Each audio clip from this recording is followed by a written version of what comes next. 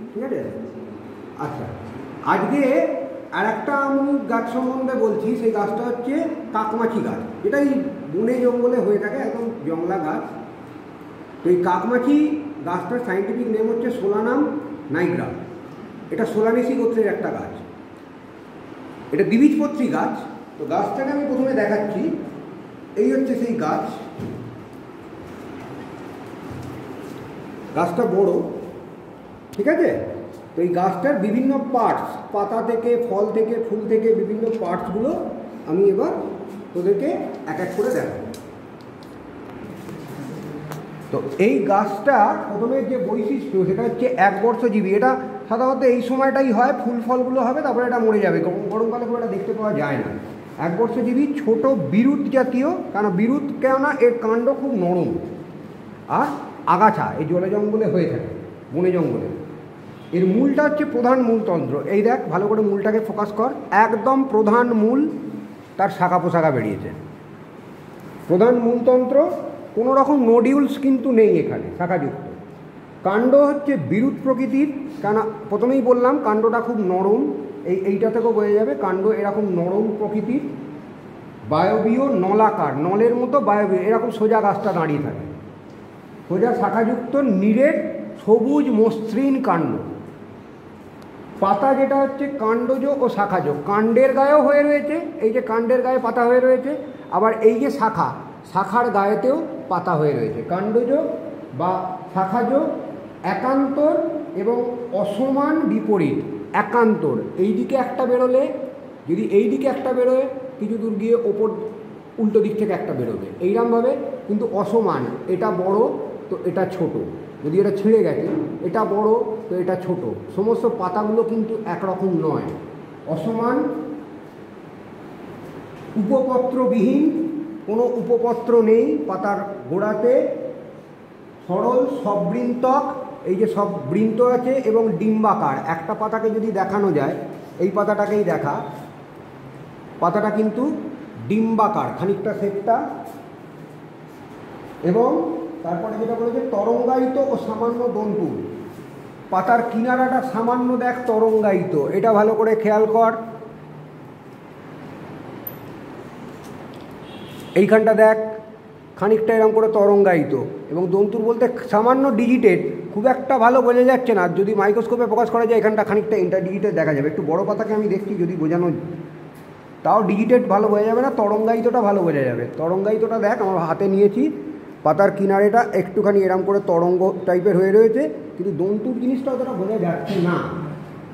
সূক্ষ্মাগ্র মসৃণ, সূক্ষ্মাগ্র বলতে পাতার যে সামনের যে অগ্রটা, সেইটা খানিকটা ছুঁচের মতো হয়ে গেছে। এইটা দেখ, খানিকটা ছুঁচলো হয়ে গেছে। সূক্ষ্মাগ্র মসৃণ, এক শিরাল জালিকাকার শিরাবিন্যাস। জালিকাকার শিরাবিন্যাস পরিষ্কার বোঝাই যাচ্ছে, এটা জালিকাকার শিরাবিন্যাস। লাইটে আরও ভালো বোঝা যাবে। একটু লাইটে দেখাচ্ছি, দেখা যাক।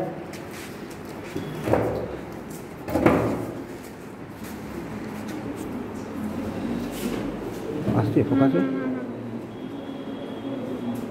এই দেখ, জালিকাকার শিরাবিন্যাস পরিষ্কার বোঝা যাচ্ছে, ঠিক আছে।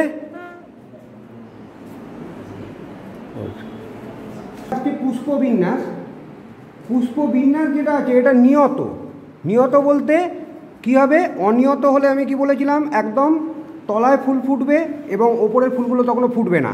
কিন্তু নিয়ত হলে কি হবে? ওপরের ফুল আগে ফুটে যাবে। এই দেখ, ওপরের ফুল আগে ফুটে গেছে, তারপরে তলার ফুলগুলো ফুটবে।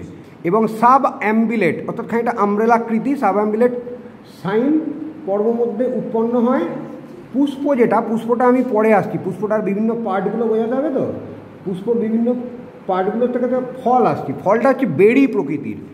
এইখানটা দেখ, এই যতগুলো ফল ছিল, এইটা হচ্ছে ফল। আমি টোটালটাকে ছিঁড়ে ফেললাম, এইটাকে। এইটা হচ্ছে বেরি প্রকৃতির। বেরি মানে এই যে এরমটা, যে টমেটো, এটা তোরা ছোটোবেলায় অনেকে হয়তো সেই খেলনাবাটি খেলার সময় খেলেওছিস, টমেটো বলে। এটা এখন সবুজ, যখন আটটু পাকবে তখন কালচে হয়ে যাবে, তারপরে আরও পাকলে এটা লাল বর্ণ ধারণ করবে। টমেটো বলে তোরা ইউজ করিস, ছোটো ছোটো সেই বাচ্চারা খেলে এগুলো। তো এটা হচ্ছে বেরি প্রকৃতির ফল, সরল এবং অবিদারী, অর্থাৎ একে ফাটানো যাবে না। টমেটো যেমন কাটতে হয়, একেও সেরকম কাটতে হবে। ঠিক আছে, এবার আমি ফুলে আসছি, একটা করে ফুল নিয়ে আমি পুরো দেখাবো। এর যে ফুল অর্থাৎ পুষ্পটা বড্ড ছোট, একে কাটা একটু ঝামেলার আছে, তাও আমি চেষ্টা করব যদি যতটা কাটা যায়। আমার চোখে দেখতে হবে তো ভালো করে। তো পুষ্পটা হচ্ছে বৃন্তযুক্ত, ভালো করে দেখ, পুষ্পটাতে বৃন্ত আছে, ঠিক আছে। মঞ্জরি পত্রযুক্ত, মঞ্জরি পত্র এখানটা বোঝা যাবে না, যেখান থেকে বেরিয়েছে পুষ্প বিন্যাস্ত না, তাহলে আবার মঞ্জরি পত্র দেখাতে গেলে সেই পুষ্প যেখানে বেরিয়েছে সেইখানে আমাকে যেতে হবে।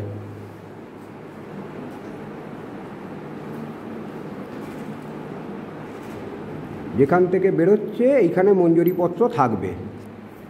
শুকিয়ে গেছে গাছটা, এই যে দেখ মঞ্জরি পত্র, এই যে এইটা হচ্ছে পুষ্পবিন্যাস, এখান থেকে বেরোচ্ছে, ঠিক আছে। আর এইখানে মঞ্জরি পত্র এইখানে থাকবে, হলো মঞ্জরি পত্র যুক্ত। তাহলে এর সংকেত কী হবে?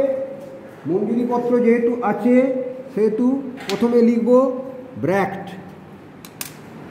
এবারে ফুলটা বলছে উভলিঙ্গ এবং বহু প্রতিসম। বহু প্রতিসম হলে এই সাইন, এবং উভলিঙ্গ হলে তার সাইন হবে এই। এবারে আমি ফুলটাকে কাটছি, দেখা যাক কতগুলো কি আছে, ঠিক আছে। দ্বিবীজপত্রী উদ্ভিদের ফুলের একটা বৈশিষ্ট্য হচ্ছে এর পঞ্চংশক হবে, অর্থাৎ যা কিছু থাকবে 5 বা 5-এর গুণিতক। বৃতি কাটবো, বৃতিও 5টা আছে, এখানে দেখা যাচ্ছে, বৃতিটা একটু ফোকাস কর, দেখ 5খানা বৃতি দেখা যাচ্ছে, পাপড়িও দেখা যাচ্ছে 5টা, অতএব পঞ্চংশক 5 থাকবে, প্রত্যেকটা স্তবক বা 5-এর গুণিতক থাকবে, অতএব এটা হচ্ছে পঞ্চংশক এবং গর্ভপাদ পুষ্প, বহু প্রতিসম গর্ভপাদ পুষ্প। তাই এবার বৃতিতে আসছি, বৃতি হচ্ছে 5টা, এবং বৃতি হচ্ছে যেটা আছে তার বৃত্তাংশ হচ্ছে 5টা এইখানটা। এবার একটা ফুলকে নিয়ে কেটে দেখার চেষ্টা করছি কতটা কি পারি, কারণ একে কাটা খুব সমস্যার যে জিনিস। আমি বৃতিটাকে প্রথমে কাটার, এই যে বৃতি 5টা, এটাকে কাটার চেষ্টা করছি। ফুলটার বৃতিটা বড্ড ছোট, ওই জন্য কাটতে গিয়ে একটু ছেড়ে গেল। আমি অন্য একটা ফুলের থেকে নিয়ে দেখাচ্ছি, এই দেখ 5টা বৃতি, পরিষ্কার বোঝা যাচ্ছে 5টা, ঠিক আছে, 5টা বৃতি আছে। তো এই ফুলের বৃতি হচ্ছে 5টা বৃতি ঘণ্টাকৃতি যুক্ত। যুক্ত কেন না, তলার দিকটা দেখ জুড়ে গেছে, এই যে বৃত্তাংশগুলোর মাথাগুলো আলাদা, কিন্তু তলার দিকটা জুড়ে গেছে, যুক্ত বৃতি, ঠিক আছে।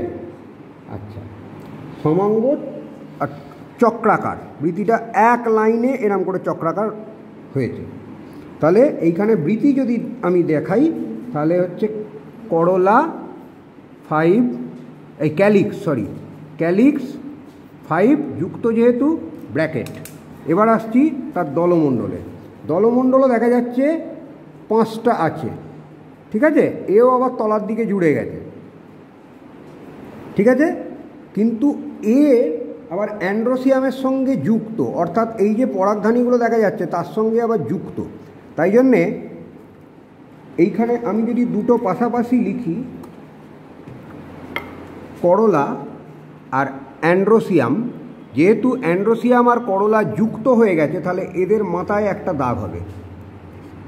এবার করলা কটা আছে? 5টা, তাহলে আবার যুক্ত তারা, তাই জন্যে 5-এর বাইরে একটা ব্র্যাকেট। আর অ্যান্ড্রোসিয়াম আছে 5টা, কিন্তু তারা মুক্ত, অতএব শুধু 5। আমি এবার দুটোকে দেখানোর চেষ্টা করছি, এটা কাটবার চেষ্টা করছি। আমি যেটা বললাম এইখানটা প্রথমে দেখ, করলা 5টা আর অ্যান্ড্রোসিয়াম আছে 5টা, করলা এবং অ্যান্ড্রোসিয়াম যুক্ত আছে। কেটেছি যেটা, সেটা হচ্ছে এইটা, যেটা আমি করছি দেখ, এইটা যেটা বেরোচ্ছে, এইটা হচ্ছে গাইনোসিয়াম, ঠিক আছে। এইটা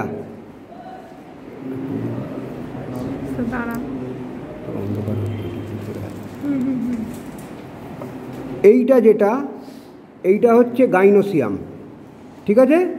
আর বাকি অ্যান্ড্রোসিয়াম আছে 5টা, করলা আছে 5টা, কিন্তু অ্যান্ড্রোসিয়ামটা তার সঙ্গে যুক্ত, এই যে হলদেগুলোর সঙ্গে যুক্ত হয়ে আছে, ঠিক আছে, ওই জন্য এর মাথাটায় আমি এখানে ওই জন্য দাগটা দিয়েছি। ঠিক আছে। আচ্ছা, গাইনোসিয়াম যেটা দিয়েছে, গাইনোসিয়াম তো এখানটা দেখা গেল, এইটা যেটা আছে এইটা হচ্ছে গাইনোসিয়াম, বড্ড ছোট। ঠিক আছে, তো গাইনোসিয়াম যেটা আছে, গাইনোসিয়ামটাকে জি লিখলাম, পুষ্পাক্ষের ওপরে অবস্থিত অর্থাৎ অধিগর্ভ, তাই জন্য তলায় দাগ। গাইনোসিয়ামের প্রকোষ্ঠের সংখ্যা হচ্ছে 2 এবং প্রকোষ্ঠটা হচ্ছে যুক্ত, সেটা কেটে দেখতে হবে, তাই জন্য সেটার বাইরে আবার পড়বে 2-এর বাইরে ব্র্যাকেট। এবার গাইনোসিয়ামটাকে দেখছি যদি ক্রস সেকশন করা যায়, আমি করে দেখাচ্ছি। এটা এক দ্বিপ্রকোষ্ঠযুক্ত গর্ভাশয়, পরিষ্কার দেখা যাচ্ছে। ডান সাইডে একটা থোকা থোকা থোকা থোকা ফলের মতো, আর মধ্যিখানে পার্টিশান, বাঁ সাইডে আবার থোকা থোকা থোকা থোকা ফলের মতো, দ্বিপ্রকোষ্ঠযুক্ত ওই জন্য হচ্ছে, এবং যুক্ত আছে, যার জন্য 2 করে তার পাশে আমি ব্র্যাকেট দিয়ে দিয়েছি। পরিষ্কার বোঝা যাচ্ছে ডান দিকে থোকা থোকা ফলের মতো আর বাঁ দিকে থোকা থোকা ফলের মতো, আর একদম বাইরে দিয়ে পুরো ডিম্বকের আবরণটা, যদিও বাঁ দিকটা ডিম্বকের আবরণটা খানিকটা কেটে গেছে, কিন্তু এইটাই হচ্ছে দ্বিপ্রকোষ্ঠযুক্ত গর্ভাশয়। ওকে, তাহলে এই হচ্ছে কাকমাছি গাছের পুরোটা সমস্ত ডেসক্রিপশান। তো কাকমাছি গাছটা আজকে এখানেই শেষ হলো।